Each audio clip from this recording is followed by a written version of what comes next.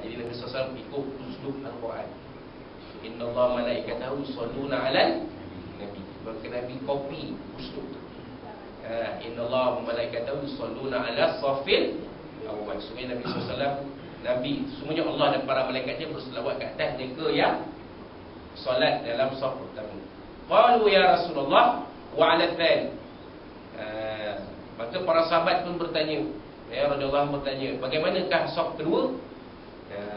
Saf kedua macam mana ya Rasulullah? Qala inna Allah malaikatahu yusalluna 'ala safil awwal.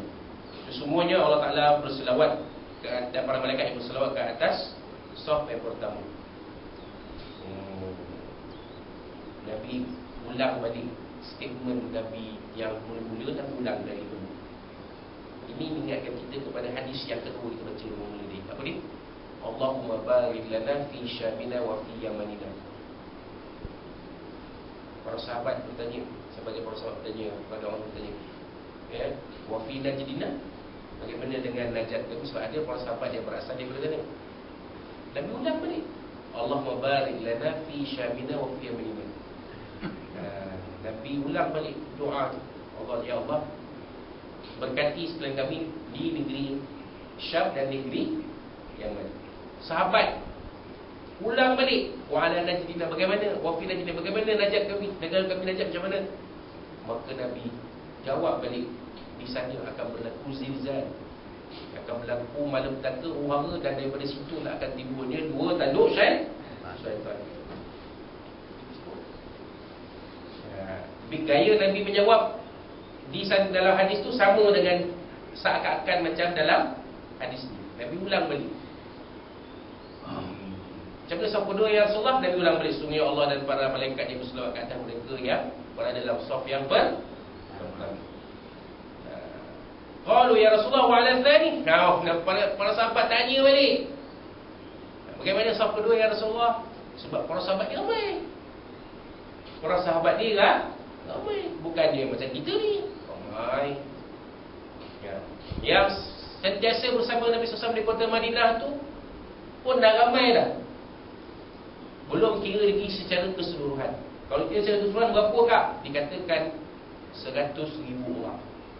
Bayang. Dia dah campur sekali dengan sahabat-sahabat Nabi yang pernah bertemu dan melihat Nabi hanya sekali seumur hidup. Dah campur 1,000. Dan Allah Ta'ala takdirkan yang tak masuk dalam grup itu Uwais Al-Qarni. Sebab tu ada pendapat yang mengatakan Uwais Al-Qarni itu tabi'i, walaupun dia hidup sezaman dengan Nabi SAW, tapi dia tak pernah bertemu dengan Nabi. Tapi Nabi sebut tentang dia. Kalau kamu nak tengok orang yang terkenal di langit, kamu carilah Uwais Al-Qarni. Nabi sebut. Memang orang tak kenal dia di bumi, tak kenal dia, tapi orang di langit, segala penduduk langit kenal Uwais Al-Qarni. Tak masuk. Walaupun duduk sezaman dengan Nabi, tapi para ulama mengatakan beliau ni adalah dari golongan tabi'in, sebab tak pernah jumpa dengan Nabi. Jadi para sahabat Nabi ni ramai 1,000. Itu kira semua sekali. Kalau kira yang bersama dengan Nabi, tentulah takkanlah 10 orang, mestilah ramai. Dan setiap kali solat jemaah di masjid Nabi itu penuh. Para sahabat akan datang semuanya, tak ada siapa pun yang miss. Nampak? Jadi para sahabat tanya, macam mana saf yang kedua ya Rasulullah? Kan? Takkan saf pertama je. 2 kali para sahabat tanya tu, maka kata Nabi SAW, wa 'ala tsani, begitu jugalah orang yang saf ke yang Nabi SAW jawab. Hadis yang berikutnya, waqala Rasulullah SAW, dan bersabdalah Rasulullah SAW, sawu sufufakum, seluruskan saf-saf kamu, wa halu baina manakibikum, dan rapat-rapatkan antara bahu kamu. Yang mana kalau boleh kita jangan renggang sangat. Ada setengah mengatakan kalau boleh biar berlaga bahu. Macam berlaga bahu tu kalau boleh tu rapat. Tapi tengoklah konteks keadaan. Kalau ada jemaah tu ramai, macam sembahyang raya kan, supaya ada orang yang boleh masuk solat berjemaah, kita rapat-rapatkan saf. Biarlah bahu itu bertemu, tak apa. Tapi kalau dalam konteks kita sendiri pun tak ramai, tak apalah, biarlah dia ada sikit. Bukan apa untuk selesa. Tapi janganlah pula sampai boleh pula budak boleh menyelit masuk. Itu dah lompak yang besar tu. Itu yang Nabi kata syaitan boleh masuk Yusuf tu. Takat kucing Yusuf tak apa ni. Tak ada hal. Tiba-tiba semayang nampak kucing dia masuk menyelit. Tak apa lagi tu. Kucing tu kecil. Ini sampai anak kita pun boleh masuk menyelit. Antara kita tengah-tengah, dia boleh masuk, dia boleh. Berat. Itu memang berat. Itu yang Nabi sebut, wa halu bayna manakibikum walinu fi aidi ikhwanikum. Ya, kata pengarang ikutlah arahan rakan kamu. Maknanya kalau kawan tu tarik tu, kita janganlah lawan. Dia tarik itu. Kalau pergi umrah, pergi haji ke, tarik kan.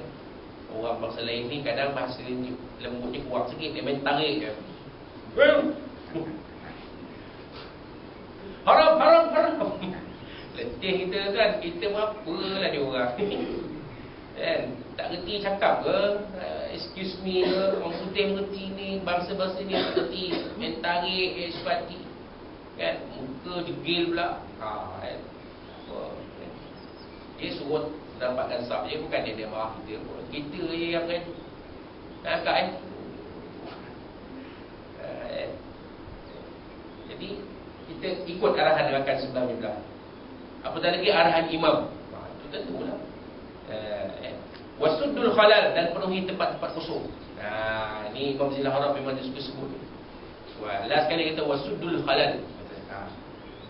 Rapat penuhkan tempat-tempat kosong. Jangan biarkan ada kosong. Ada ruang masuk, ada ruang masuk, biar ada tutup-tutup. Macam kita susun bata-bata tu. So dia tu tak ada ruang pun, tak ada kosong pun.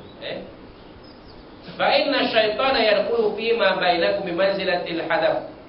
Maka sungguhnya syaitan akan menyelip masuk di antara ruang-ruang yang kosong itu. Yakni aulad ad-dha'd as-sighar, seperti mana anak-anak menyelip masuk. Anak bibi tu, anak bibi dia akan masuk. Kalau kita biarkan, dia akan masuk, jadi syaitan masuk. Bila syaitan masuk, dia akan melakukan kerjanya, mengganggu kita yang solat berjamaah. Dia akan buat lah. Dia timbulkan was-was, 3 ke 4. Itu yang kadang-kadang tuan-tuan tengok soli tak habis-habis. Soli imam nak baca ayat dah dia soli lagi. Itulah dia, itu kerja syaitan tu. Syaitan apa namanya? Al-Khannas alladhi yuwaswisu fi suduril nas. Itu kerja syaitan. Tak habis-habis. Kan, berapa puluh soli kan. Kalau payah sangat soli tak jalan terus ya. Niat je Allah. Dah habis. Kalau dah tak masuk-masuk, kita semua usolli ni nak bagi letak hati kita supaya niat betul. Itu sebenarnya tujuan usolli tu. Walaupun dia bukan sebahagian daripada rukun solat tu niatnya. Bila kita akan takbiratul ihram, Allah, pasang niat kita, Allah, kita niat ketika takbiratul ihram tu pasang niat tu, cukup dah. Tapi usolli tu menetapkan niat kita. Sembahyang apa? Usolli fardhu subhi, raka'atain, ada al-makmuman, sebenarnya maaf kepada Allah Ta'ala. Allah, masa Allah ini dia usolli. Kalau tak boleh sangat, angkat nawih je, habis cerita. Tak payah no. Tak berpuluh kali usolli. Orang keliling pun Allah pun dekat. Kita punya terganggu pun. Tak tentu arah kita, tak khusyuk kita. Kan? Ini dia tuan-tuan. Sebab apa? Sebab mungkin kita tak merapatkan saf tu, mungkin sebab syaitan ganggu. Menimbulkan was-was bila akan Allah kata saya nak tukar jadual kaum muslimat ni. Bila agama Tak nak dikabur dia tuan sekalian. Tengah-tengah semayang fikir, teringat tu lah Allah subhanahu. Sebelum semayang tak mau teringat langsung. Ini kerja siapa?